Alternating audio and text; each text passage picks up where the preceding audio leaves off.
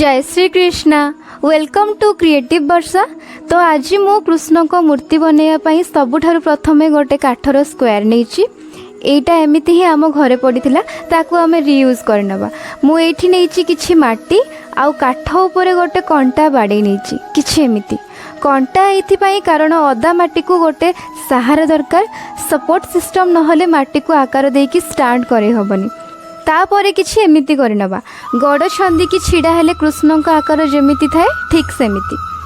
कहीं ना मु प्रोफेशनल नुहे तेणु मो पाखरे किछि छांच नाही जहाँ भी कर्व लाइन स्ट्रेट लाइन भांग कुंचन से सबू को मु छुंची किंबा छोट छोट काठी करेछि।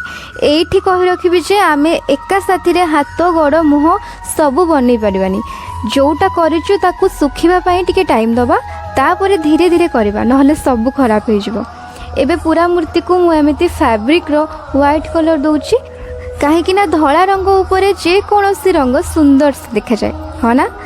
धला रंग पर मूर्ति किछि एमिति देखा जाउछि ताकू सुखिबा पई किछि समय छाड़ी दबा आउ मुह बनैबा पई एमिति गोटे शेप बनै नबा आखि नाक ओठ आउ ता उपरे ताकू रंग दबा तार फाइनल लुक किछि एमिति आसीबो।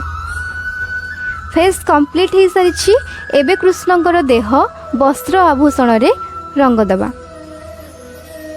से हेउछंती श्याम घन तो तांकर रंग श्यामल बा नील रंग दबा आउ तांकर वस्त्रर ना होची पीतवास बा पाट पीतांबरी तेणु से आमे हलदिया रंग दबा। सबु रंग दे सारिबा परे एटा हला फाइनल लुक।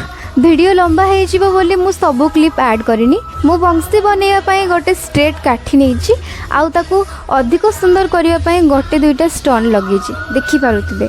एठी मयूर चूल पाखरे भी गोटे स्टोन लगेछि।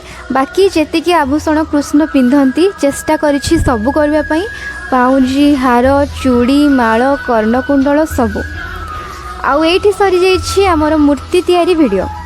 लाइक करबा भी एते जरूरी नुहे किंतु वीडियो केमिति लागिला आपण कमेंट रे निश्चय जणैबे।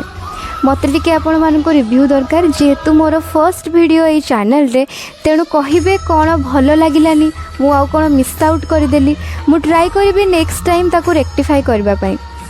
तो देखा हबा गोटे नुआ वीडियो रे नुआ क्रिएटिविटी सहित। टिल देन बाय बाय जय श्री कृष्णा।